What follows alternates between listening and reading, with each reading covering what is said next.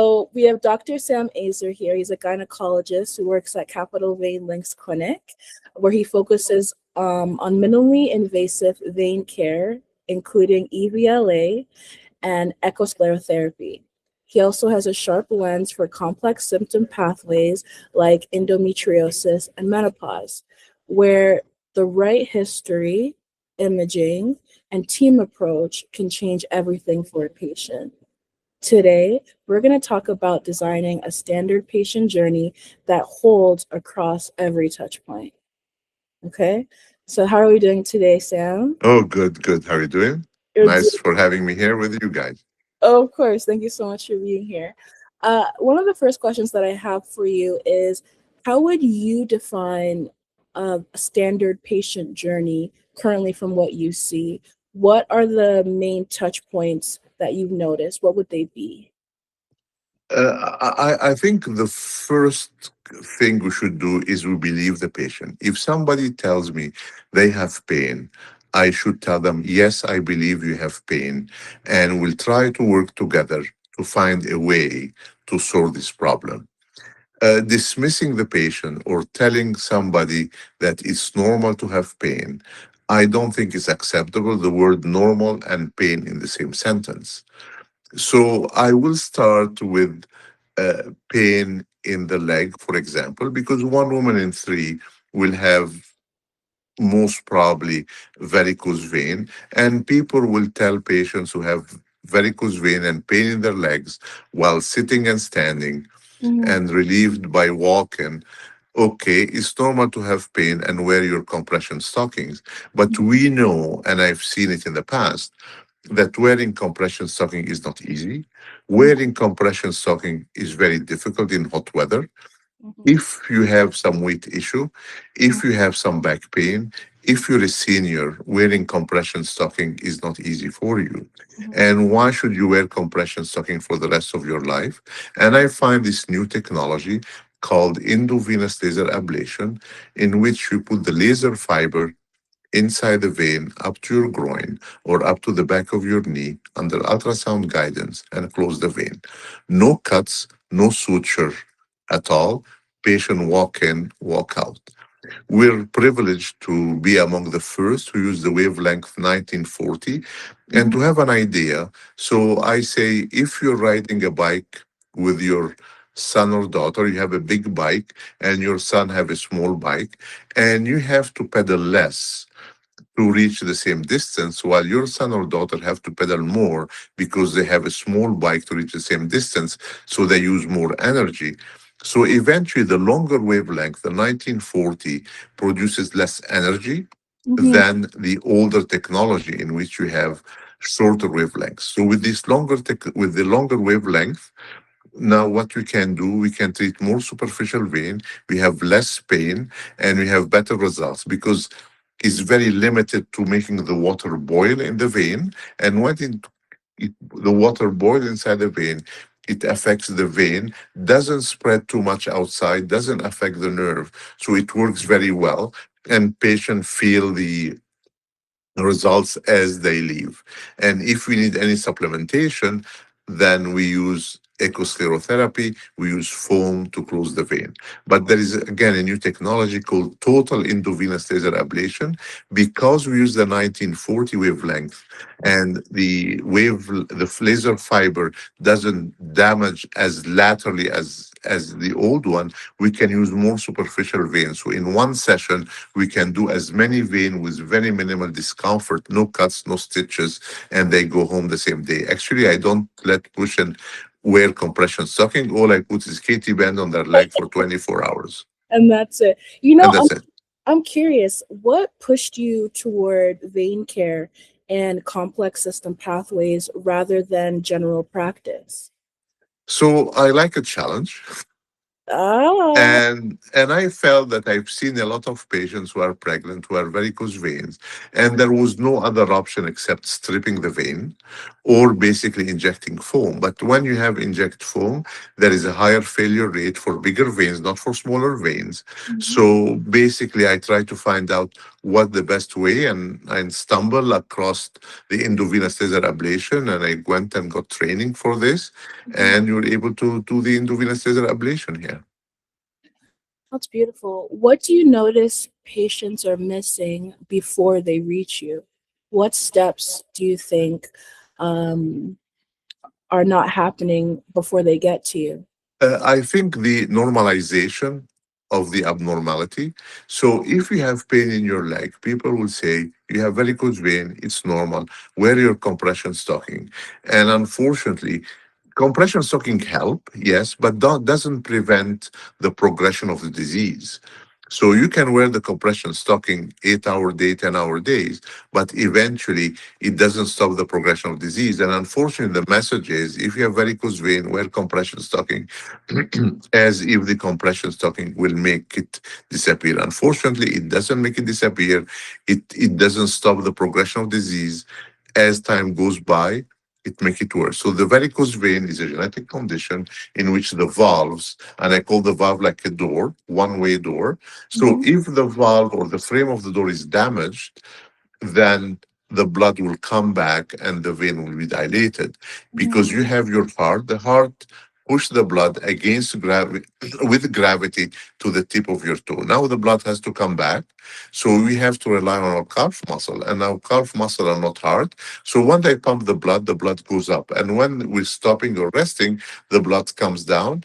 The valve or the shelf or the door is one way. And if it gets weakened or tired for whatever reason it is, for genetic reason, most probably, then it will fall that the blood will come back. The same thing like a compression Mhm. machine. And if the compression machine, the valve that push one way is damaged, it won't work. So that's why varicose vein are very important. Forget about the aesthetics. It's not the aesthetics. I mean, it's more about the pain and discomfort that affect the quality of people. Where do you think that there's a breakdown in the system? I'm sorry? Where do you think that there's a breakdown in the system? The breakdown in the system because people for different reasons have allocated varicose vein as an aesthetic issue, so it is not covered. So basically people have to pay out of pocket.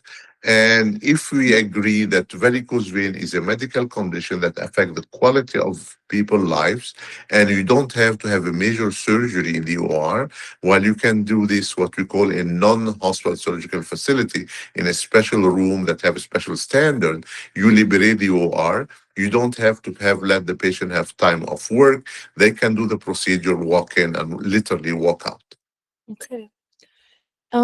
In your practice, what are the main touch points that you consider non-negotiable?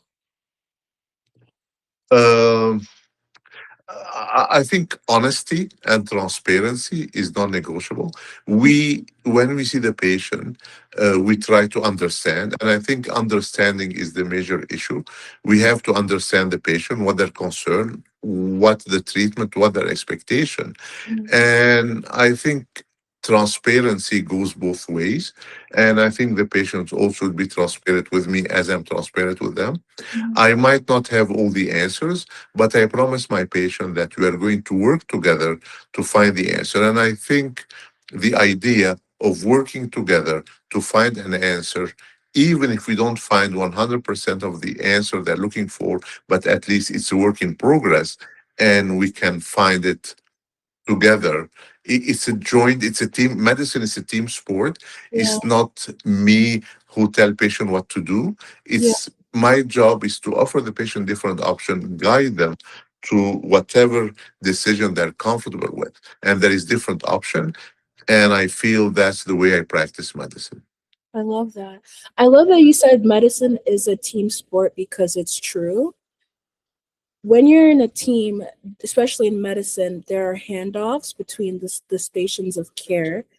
Where do you see the handoffs typically fail or maybe um, get caught? along the patient journey? So I think if I come to, I'll bring the endometriosis issue, for example. Okay. So, and I will talk about adolescent endometriosis because it's very close to my heart and I feel it affects the quality of life of a person. So somebody when they're adolescent or teenager and start to have menstrual pain, people will tell her it's normal to have menstrual pain. They go to the family physician.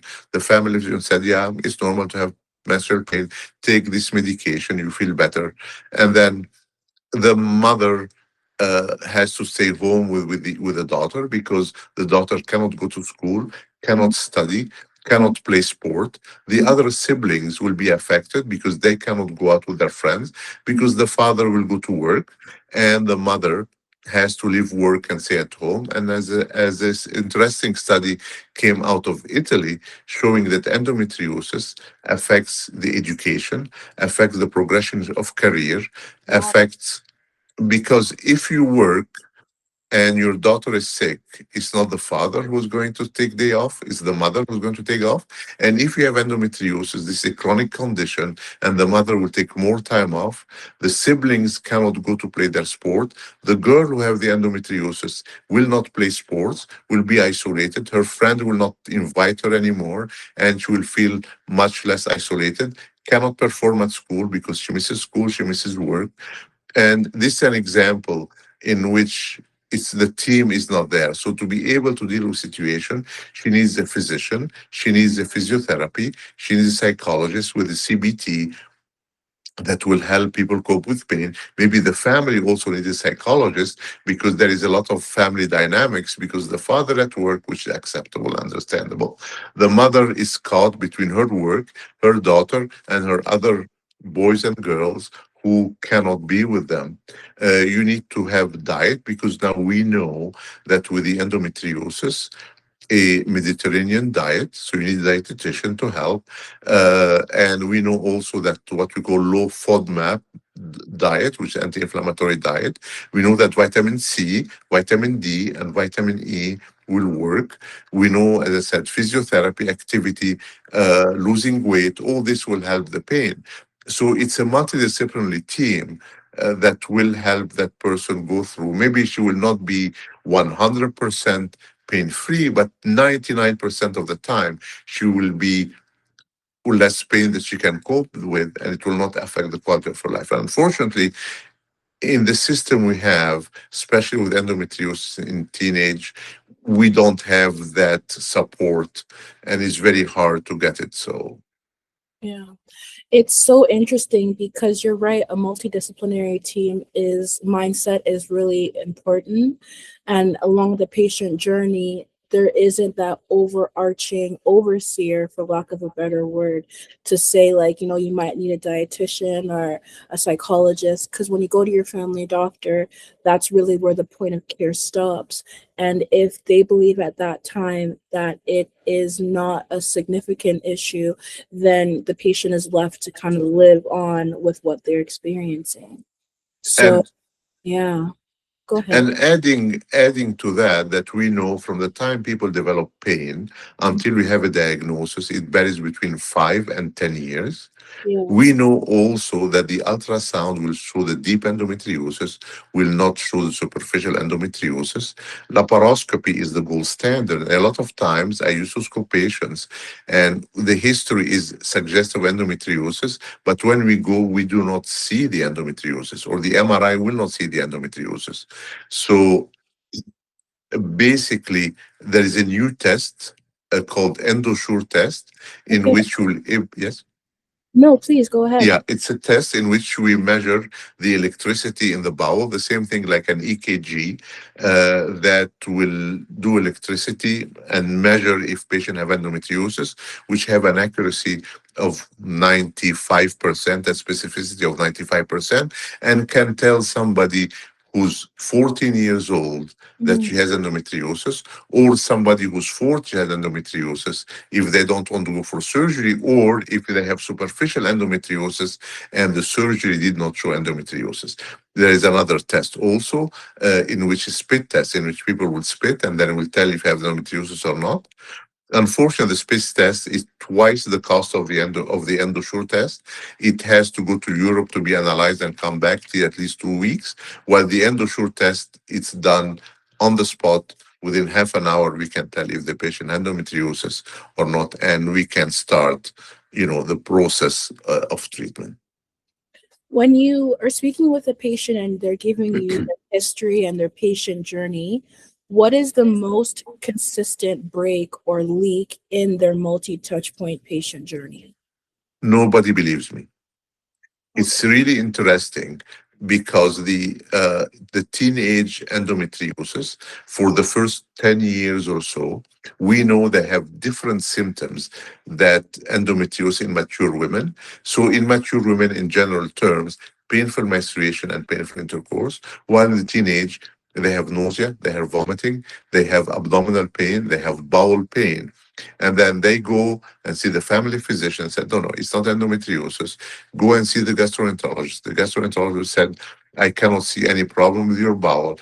You go have surgery or you go have an ultrasound. The ultrasound will not show it. The MRI will not show it. The laparoscopy will not show it. And patient eventually take the pain as quote unquote normal. And it leads to more isolation, more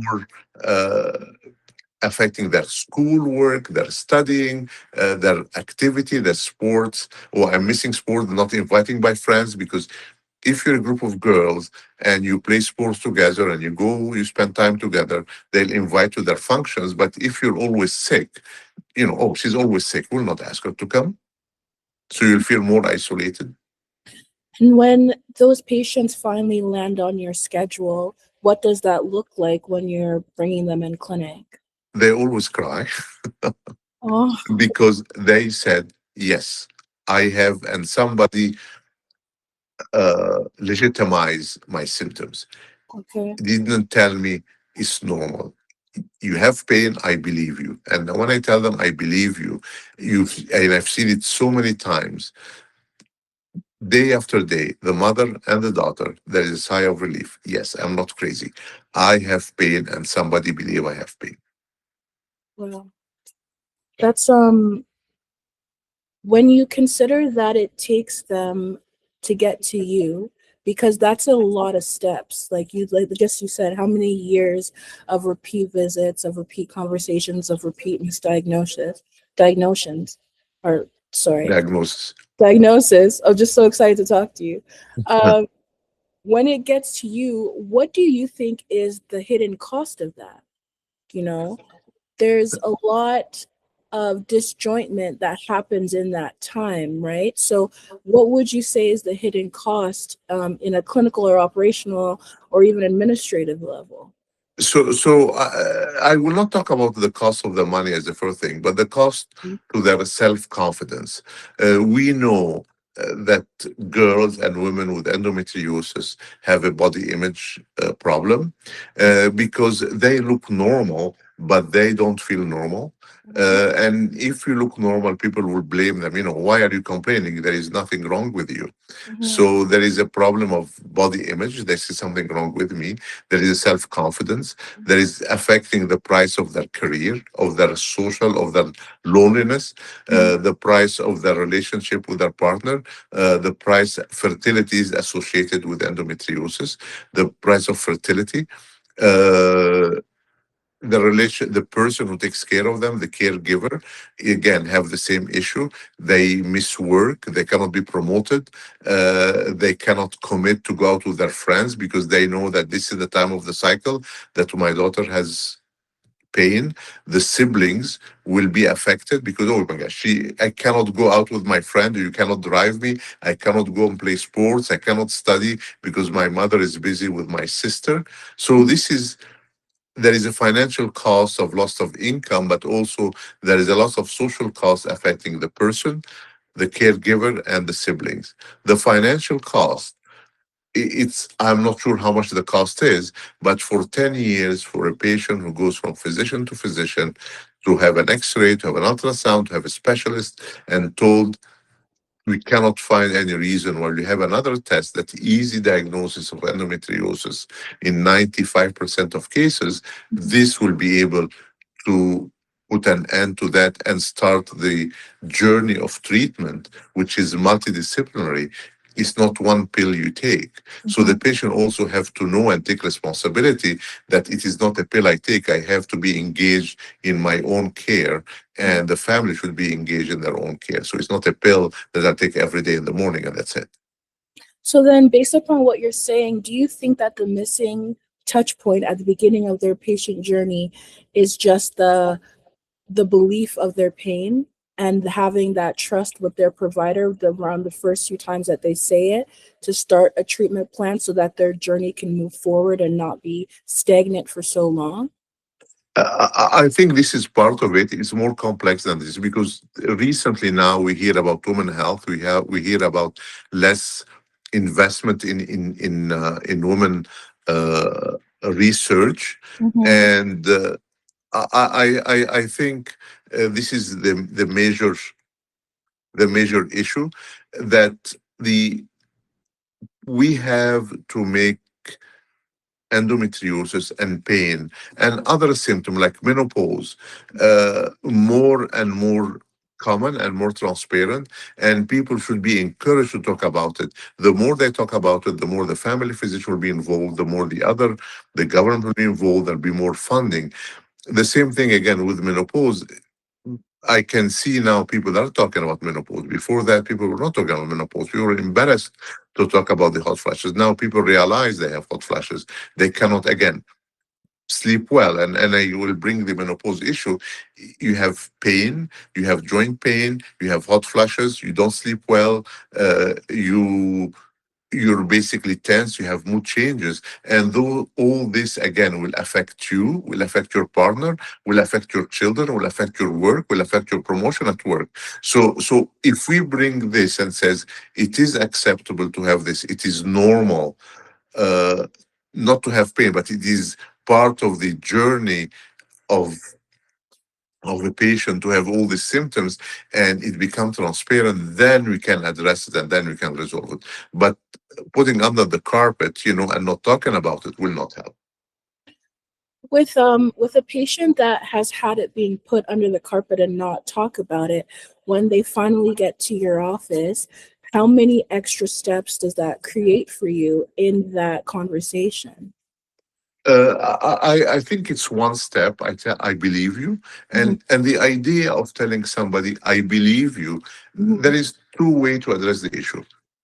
You don't have pain, which is normal to have pain. This is one way or Mhm. one avenue. The other avenue is, I believe you have pain. Let's work together to find the answer. Maybe I will not able to find the answer 100%, or maybe I will not able not to cure you, because if we talk about endometriosis, is not a cure, it's a treatment. Maybe I will not able to treat you all 100%. And I do also what's called endometrial ablation, in which you cauterize the lining of the uterus. And I tell women again, this will not stop the bleeding, but 90% of the time you will have lighter menstruation with a non-invasive procedure that will done in a hospital. You spend an hour in a hospital and go home versus hysterectomy. I'm not saying hysterectomy is a bad option, but Mhm. I'm saying the consequence for that is if you do the ablation, you have the procedure, you go home an hour later and you come back to work next day or next 2 days versus hysterectomy, which is a major surgery. So you tell people we are going to work together to find not a magic solution, but a better solution that will help you most of the time. In your experience, do you ever notice gaps of documentation or a missed follow-up or unused capacity when you're with these patients in their journey of their care? I think yes, because if you key, I think it's two-way street. If you tell somebody it's normal to have pain, it's normal to have hot flashes, forget about it. Take this medication, come and see me in 3 months' time. There is no multidisciplinary team. There Yeah. is no psychologist to help. There is no nutritionist to help. If somebody who's menopause, we know that when women get to menopause, they'll put on weight. So if we don't address the weight issue, if we don't address the joint pain issue, if we don't address the insomnia issue, if we don't address all things, telling the patient, you're menopausal, here is your hormone therapy, thank you very much, this will create a lot of gap. But if you understand and explain to the patient, all the options available, that is a multidisciplinary disease or multidisciplinary treatment, that I have part of the answer. Maybe I am the guy who organize all the multi people or multidisciplinary specialty that you have to deal with, but also involve that the patient has to take responsibility for their own health and take action, not to be a passive and say, "Oh, give me my medication, I take medication." It's a lifelong process that you have to deal with, and get involved with the other options available. Otherwise, you won't get any better. What do you think clinic leaders or practitioners assume is unavoidable, but it actually isn't? Uh, I think the Okay. stigma is about, pain is not normal. Menopause is not normal. Heavy periods is not normal. Yeah. And I see a lot of time women, oh, it's normal to have heavy periods. No, it's not normal.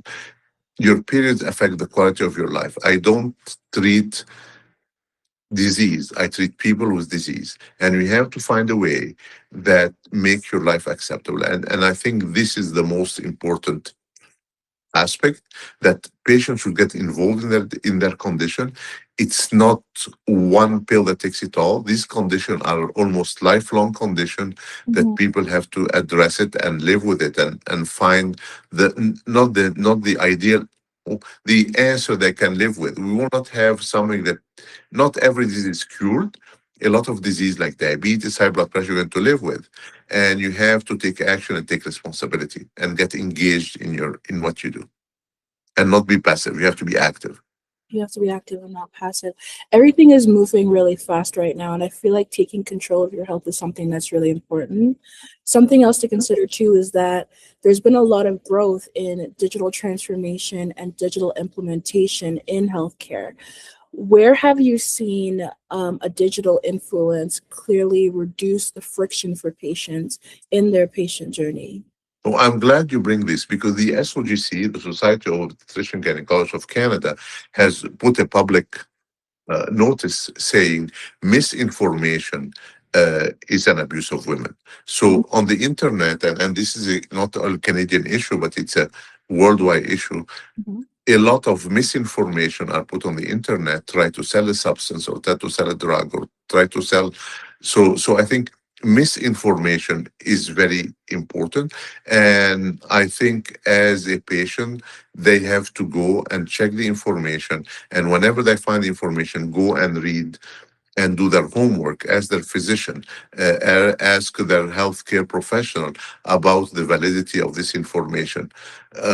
And I think it's very important, and that as the digital information allow people to go and get more information, more understanding, there is also allow people to be misinformed. So their responsibility is to go and check the validity and where the origin and where the reference of this information is, not somebody who tell me something I want. And I tell my patients, I don't offer you what you want, in a sense. I offer you what you need. And this is a big difference.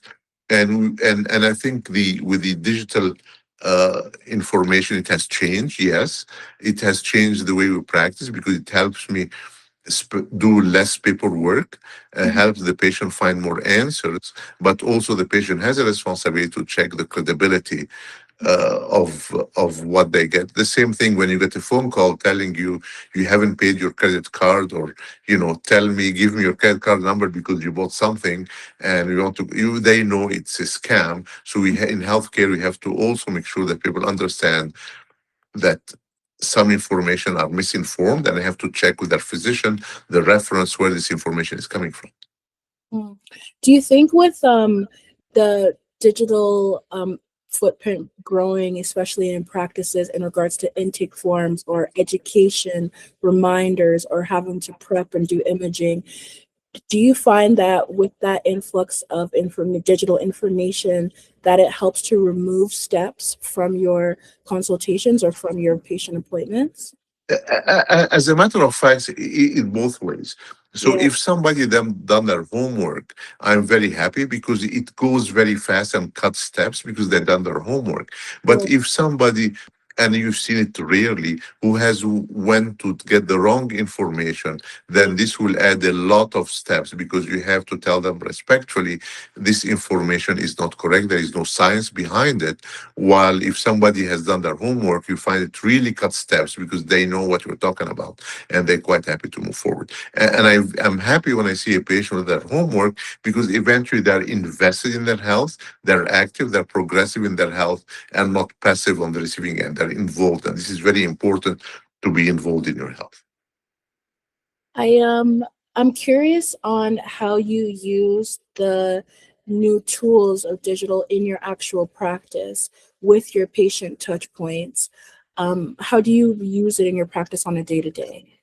So we use it on a multiple aspect. One of them, we'll start using a program called Watson, and Watson is an AI that will phone the patient before seeing me, have a conversation. So let the patient from the privacy of own home, not under pressure, explain her symptoms, and Watson will ask the question based on her symptoms. And when the patient come and see me, I will have an idea what's going on, so I'll be well prepared. Because before I see a patient, I read all their net care, all the information.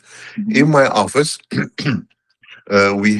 we're implementing a new system called Felix, and Felix basically will remind the patient Mhm. and will tell the patient that they need to call me. I use another AI called Mikata, and Mikata will send a reminder to the patient before their appointment. Mhm. And also, I use Mikata to help me take my notes because an AI and transform to make the listen to the discussion, and the patient obviously is aware of that and have their consent and write the notes. So by doing this, the patient their notes is long and basically complete as much as I can. When I send the letter to the family physician, all the discussion we have included. So the family physician is also involved, aware, instead of sending a sentence Okay. to the family physician. So the AI will help the patient care, will help documentation, and help also family physician understand what happened in more details than previously. Previously. And what's your rule for deciding when and what to digitalize versus keeping it more human led? So I cannot see one goes without the other. I feel the AI will make me more humanized because when I see a patient, I go in my office, I read their chart, and I talk to them. I don't have my computer in front of me, so I have the information which could not have before the digitalization, and we talk with the background information I have. So I don't look at my laptop. I don't, when I talk to the patient, we talk as we talk now. So Mhm. eventually, I think without the AI, I could not have done it. And also, I don't write notes because the AI takes my notes. So it's basically people chatting together and talking together instead of me writing notes and hold on a second, can you wait a little bit to finish what I'm writing? Yeah. So it helps more humanize than before. What do you think is the minimum digital layer uh, that clinicians or practices should have that would improve their patient journeys? Uh, I think, in my view, the most important one is the scribe, the one I use. I mentioned Mikada because eventually I am not writing, I'm not typing. I am listening to the patient and we're engaged in a discussion about her concerns or his concern. So Mhm. having the AI that the scribe that will take the notes saves a lot of uh, or create a situation in which people interact with each other without me typing or writing or hold Yeah. on a second, let me finish my sentence. So it'd be more natural conversation. Yeah, I agree because based upon what you said, it's true. I feel like digital is helpful when it removes that redoing of the work. It removes that extra step of having to document or that can hold up the patient's time. But I believe that it can also be harmful when it adds like another place for work to hide if it's not properly incorporated based upon what works for you in your patient flow, in your patient journey. I think my message is about you, not about me. So Yeah. you are the patient, and I tell the patient the most important patient is the one inside the room. Mhm. And we are here to help you answer all your questions, mainly understand what your concern. Because if I cannot understand what your concern, I know the disease. I'm not treating the disease. I'm treating you as a person. And people have different choices when they have different options based on their personal choice and experience and so on. So I think digitalization has helped. Yeah, It should be in the background and not be an obstacle between the patient and the physician. that's perfect. I feel like let's zoom out, right? 3, 5 years from now, what, in your opinion, would a strong patient journey look like, especially considering specialty and multidisciplinary care? Um, I feel the patient will be more educated. Uh, all the misinformation as time goes by will disappear because the volume and the power of the truth and the science has been taking over, through through the beginning of times when people say, by the way, the earth, you know, circled the sun, when people say, no, it's not true. So since the beginning of times, there is always misinformation available. But what we know from history, that science will prevail. I think if you respect the person, if you understand that it's about the patient, it's about helping the patient solve their problems.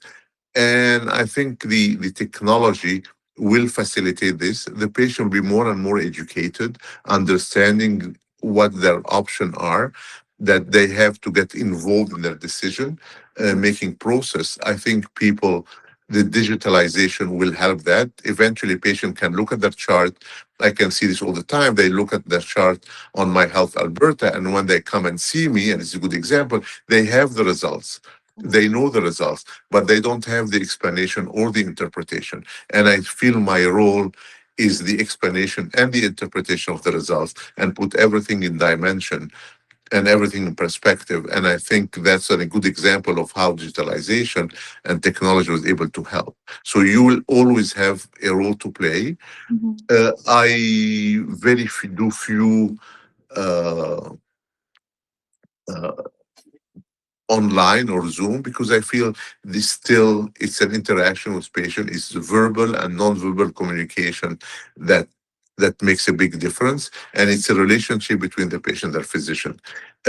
Otherwise, you can go to AI. AI and call 911 and the AI will pick it up like you call other. But the personal and non-verbal communication are very important, and you can pick clue from that. I love that. When you think of the future, what parts of the patient journey do you think will need tighter standardization? Yeah. Uh, I think the idea that I'm here to listen to you, Hmm. I want to understand. It's very hard to standardize. I'm listening to you and here to understand your problem. It's not a transactional, I have a headache, here's your medication. I have to understand why you have a headache, how this headache affects the quality of your life, how your headache affects work, how your headache affects relationship with other. An example, how your menstruation, if you had heavy, affect the quality of your life, affect the quality at work, affect your performance. So we have to understand all the social aspects of the disease Yeah. that occurs.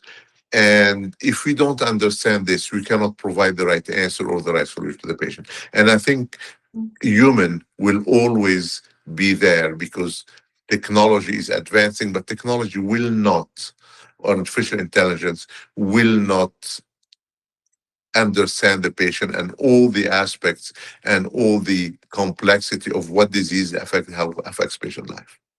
Do you think then the standardization wouldn't be in an operational sense, but maybe in a paradigm shift into how care is approached at the very first point of contact. And then with the use of digital tools, it can create a bigger picture sooner as opposed of it dragging out longer than the patient needs to. I think what you're saying is totally right, and I never thought of it this way. Yes, Mhm. when you see your family physician or the walk-in clinic as a first point of contact, and you have, let's say, pain. While if you have all this information, all the technology, you learn about endometriosis, for example, you learn it takes 5 to 10 years. You learn that the symptoms in teenage is different than adults. You have all this information, all this background, and all this will cut the labyrinth from or the passing the buck from physician to physician to physician, because eventually you are going to advocate for yourself with the physician, and the physician also will learn, because we are in continuous learning. It's a lifelong process. I learn from the science and the books, and I learn also from my patients, as I learn from you today. So everybody learn from each other, and it's a lifelong learning, and the technology will help over time cut this, I have a headache, here is your medication, thank you very much. Yeah, it opens up the doors for bigger conversations. Yes. And because it helps to lessen the workload on physicians, then that capacity will be greater to kind of be able to hear the different nuances that maybe their patients are communicating to them. Yes, Yeah. I totally agree with that. Thank you. Something that I like that you mentioned, and we're on our way here, but something that like that you mentioned is the multidisciplinary approach and the Mhm. team-based approach. I think that with a lot of the changes, especially in Alberta healthcare, when you look at certain practice model, a team-based approach is usually the one that makes patients feel the most secure in their patient journey. So, in your experience, what do you see as maybe a hindrance into what causes failure in between those dynamics and conversations? So maybe the perception of care when patient come and see me, I think as a physician, I am here to me, I am myself are going to have the patient. But I realized that as a physician, I have limitation in term of knowledge, in term of scope of practice, Mhm. and it's a teamwork. It's like a puzzle. So every piece of information that I have, and I have a lot of information.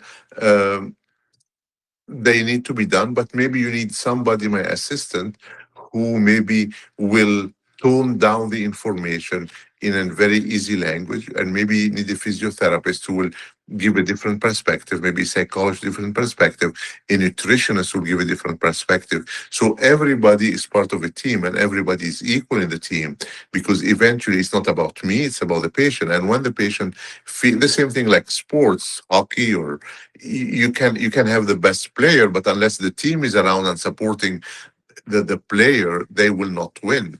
So I think it's a team approach. When everybody have a set of skills, and the set of skills are valuable, regardless you're a physician or you're an assistant or you're a nurse practitioner or you're a physiotherapist, everybody have a set of skill that brings here to the patient to help the patient. What do you think is the breakdown in that team approach? Because it isn't a universal thought process. I work in a private clinic, Yeah. so I cannot afford uh, to have my multidisciplinary team in this clinic. So because of payment, how these people are going to get paid. So basically, I refer them outside. Mhm. Uh, in an ideal situation, I don't know what the right answer will be. If these patients are focused in my clinic, everybody's here, so the patient doesn't have to move from clinic A to B to C. Everybody is seen. We're here together to talk about each other, with each other about the patient. Uh, I think eventually it will come. Uh, as that technology was able to do that and was able to make us more concentrate on the patient as a human being. As time goes by, I'm sure ideas will come, not my idea, but everybody's idea will come, and this will be provided. Do you have a set number of providers that you refer to on a continual basis? Yes, I have a set number of providers.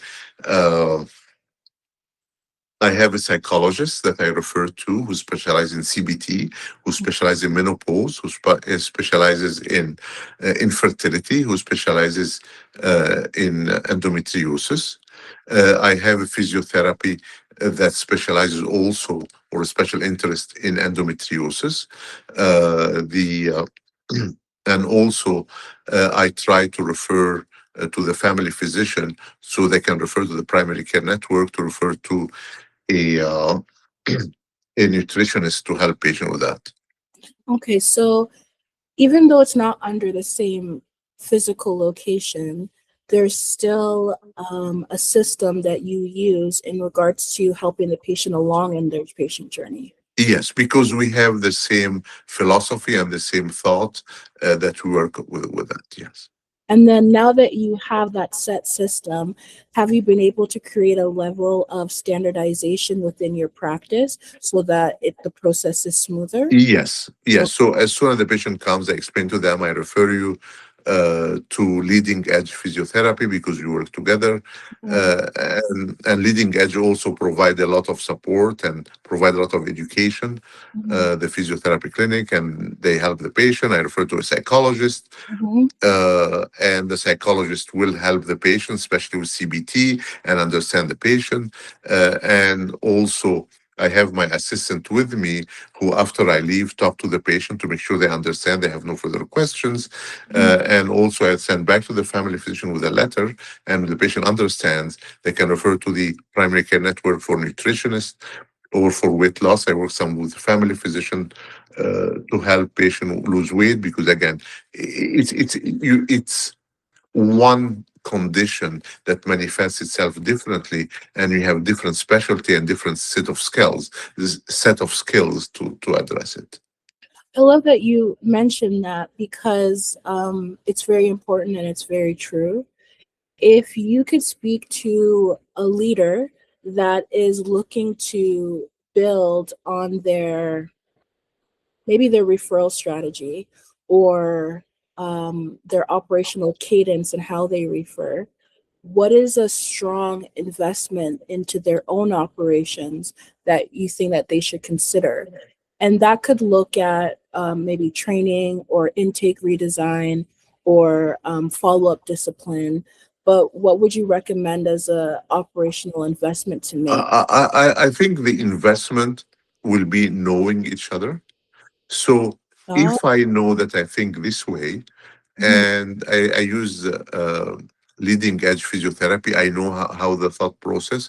I know the psychologist how the thought process. So we are on the same wavelength. We are on the same avenue. I mhm. think this is much more important than financial investment as such, because I know that when I send the patient to leading edge physiotherapy or to the psychologist, they will not dismiss their symptom. They know that I've taken the time and effort to understand, and they will take the time and effort. And when I see the patient, they come back, they said, yeah, I went to the physiotherapy. They listened to me. I went to the psychologist. They listened to me, and they're very happy because they feel that somebody has listened to them, and directly or indirectly, we're passing on the same message. So what I'm hearing is the investment isn't financial per se. The investment is knowing and understanding your own value system, how you work, a patient journey that you can respect, and scaling that patient journey by aligning yourselves with colleagues that have that same value system and have that same approach. I work with the Ever Square Radiology Clinic.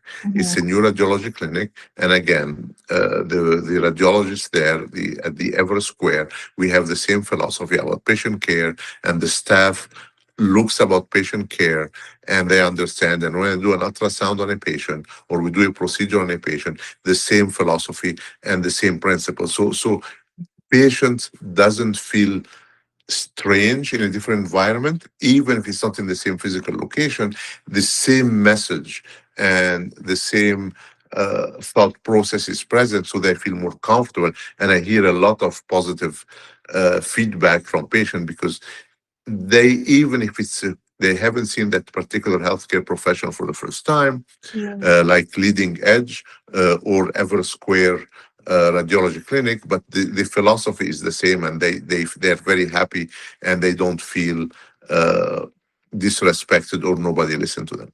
Yeah, I think it's very powerful what you've done because you've created a standardization where standardization doesn't exist. You're able to have that patient move from one stage to their journey to another stage to their journey with the same expectation and level of care that you know that you would provide yourself.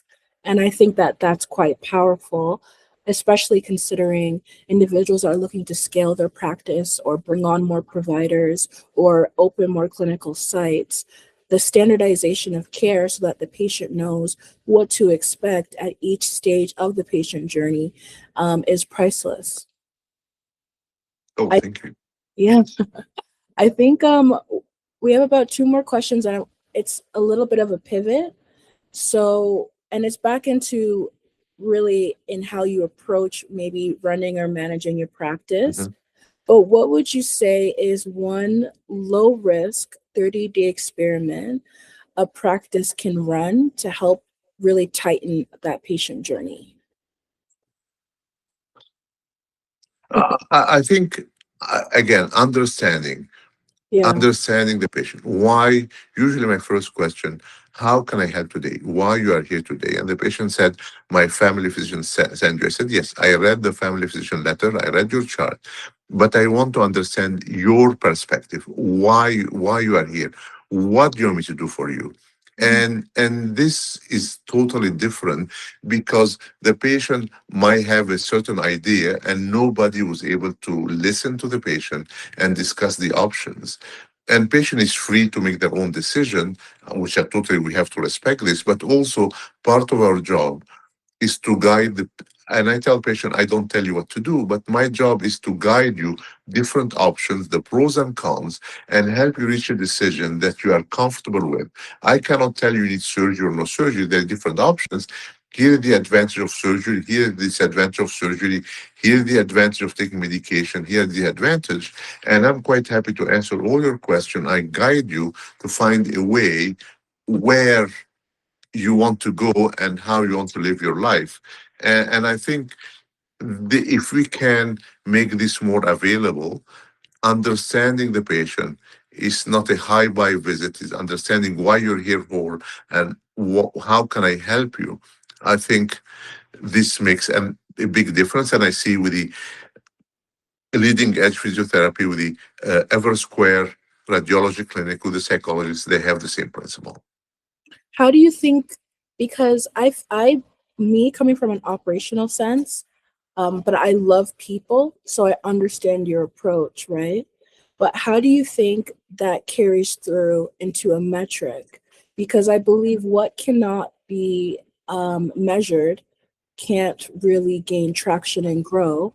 So, in incorporating understanding the why, what is a friction metric that should be considered?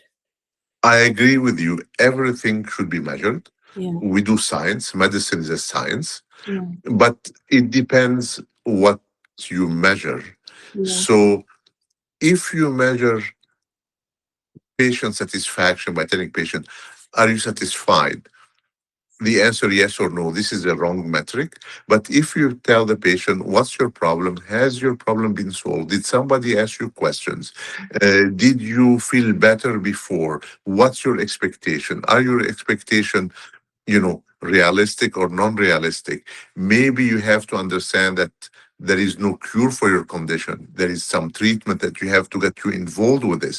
So it depends how to use the metrics and how I'm sure the metrics are so complex now that people don't see, or they're if you make it very simple, Mhm, people don't put the thought process and the effort in that. While mhm, you have the metric different questions, and I'm sure a lot of side to show from operation point of view, you know, are you happy with the visit? If the answer yes or no is very superficial, but I can see when I get like evaluation for patients or for students, mhm, and I have my own idea about that student, for example. But when you have more detailed question, I or evaluation of my staff or whatever, when I have more detailed question, I can see how I become more objective and how the metrics could adapt.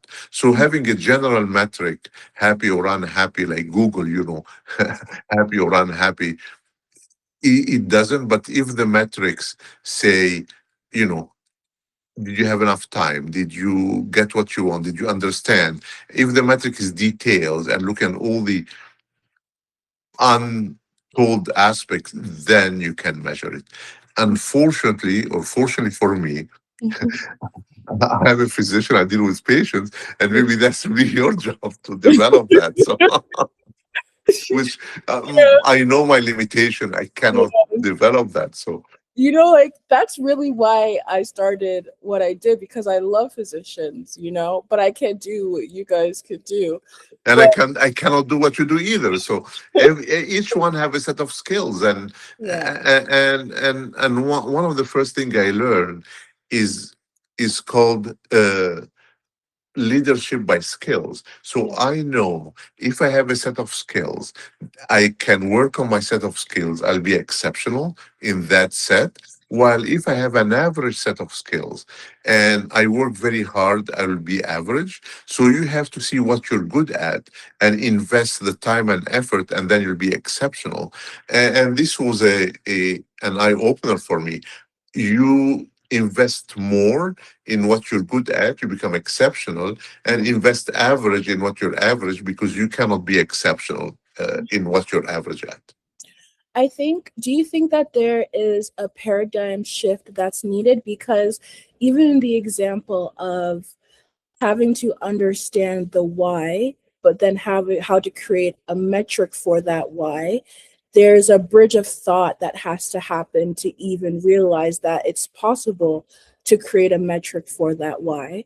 And that why could either increase your throughput, it could shorten your appointment times, it can make more rooms for more new patients. Do you think that there's a paradigm shift in even recognizing that thought process is needed?